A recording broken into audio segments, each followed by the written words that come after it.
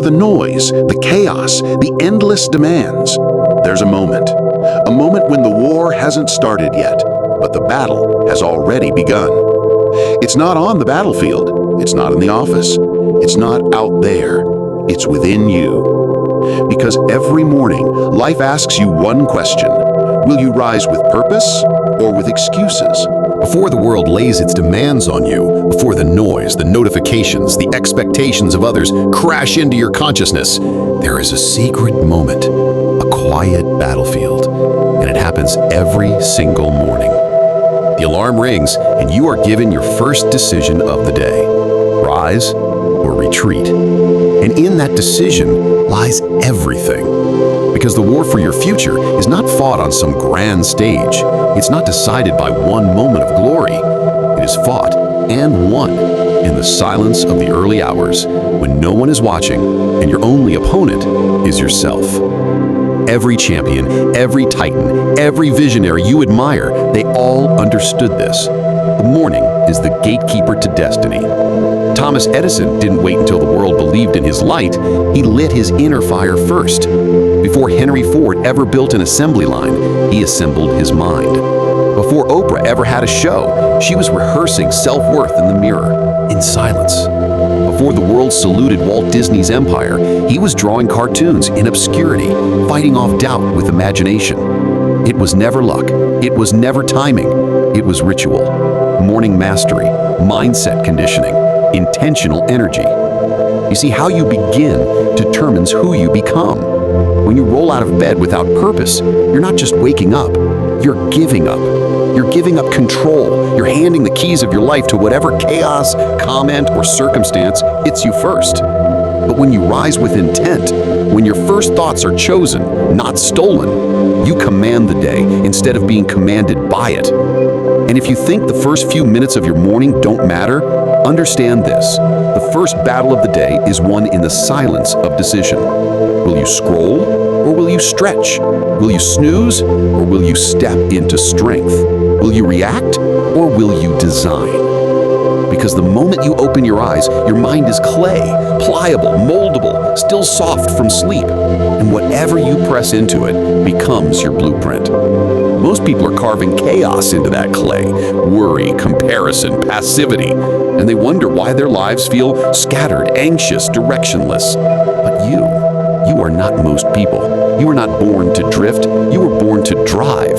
And it starts in the morning. Discipline is not punishment. It's the highest form of self-respect. When you win the morning, you declare to the universe, I am ready, I am willing, I am not waiting for life to hand me momentum, I will create it.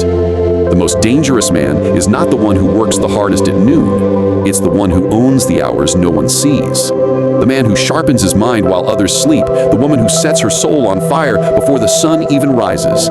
Because by the time the world wakes up, they've already won.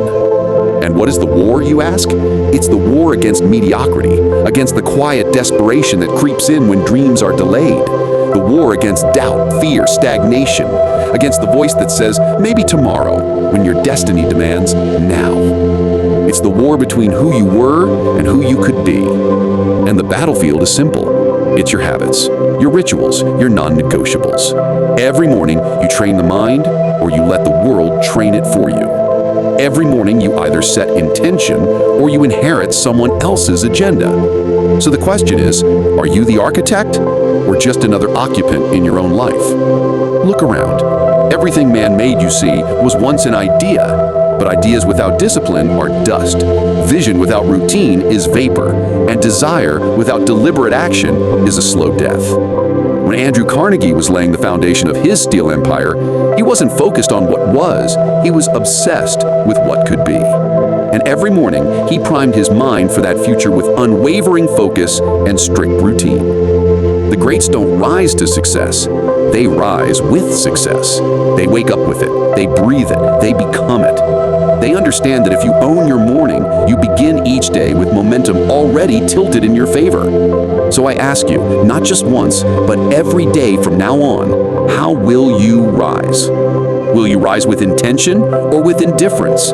Because the world will meet you at your level of seriousness. Your energy teaches people how to treat you. Your morning teaches your subconscious what kind of life you are committed to living. And if that sounds dramatic, it's because it is. This is not a routine, it's a revolution. This is not about waking up early, it's about waking up on purpose. Your habits don't lie, they expose your values. They reveal whether you're interested or committed. They whisper your future before the world ever sees it. So if you want to change your life, don't look out, look in, and start where it all begins, tomorrow morning. But don't wait until tomorrow to become who you were born to be, because every morning you win is another step toward the life they said was impossible. And impossible only lives in the minds of those who never took control of their morning. Let me tell you something they won't teach you in school, in your job, or even in most self-help books. The secret isn't in the goals. It's in the grind that begins before the world even notices you exist. You don't wake up for the world. You wake up to build the kind of person the world can't ignore. When Marcus Aurelius ruled an empire, he wrote in the quiet of the early hours, not as a king, but as a student of life, a man fighting to master himself.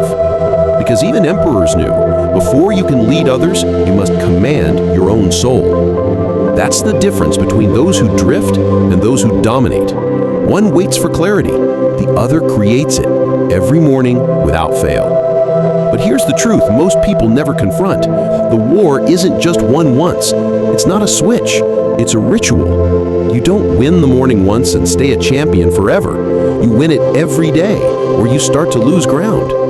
Why? Because entropy is always knocking. The world wants to distract you. The average man sleeps with his phone, wakes to noise, eats processed thoughts, and calls it a day. But the rare few, they guard their mind like gold. They carve silence into their mornings. They create space before chaos. They know the world is noisy, but the soul whispers. And the only time you'll hear it is when you're brave enough to begin your day in stillness, not stimulation.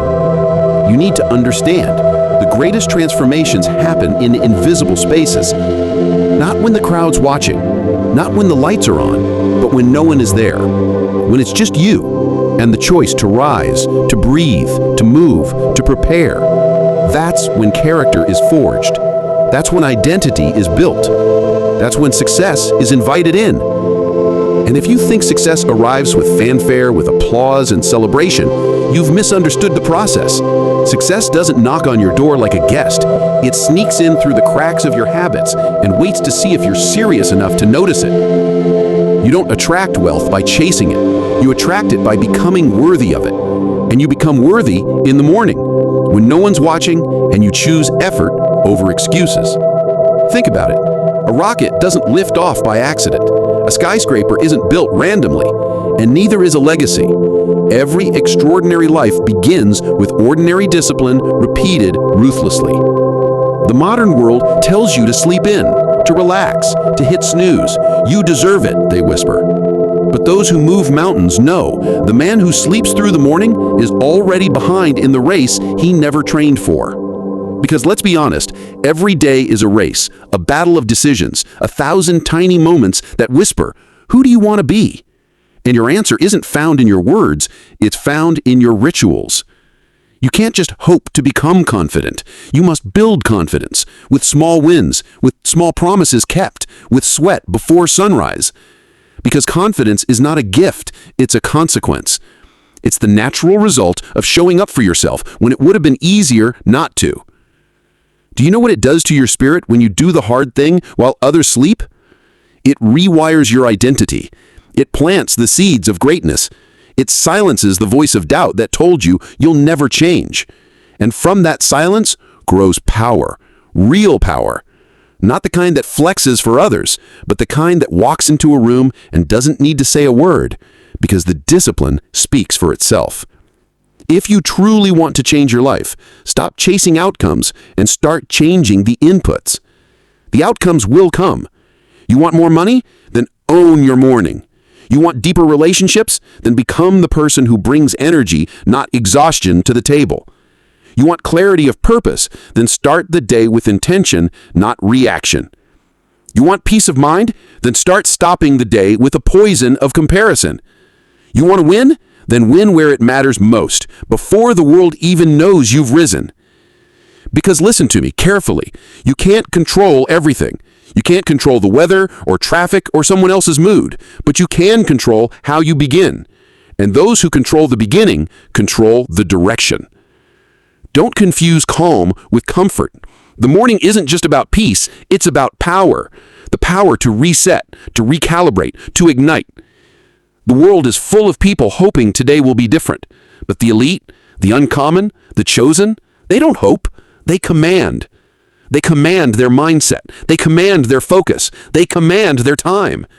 And they do it when it's hardest, when the bed is warm and the goals feel distant, and the easy thing is to sleep a little longer. But comfort has never built empires.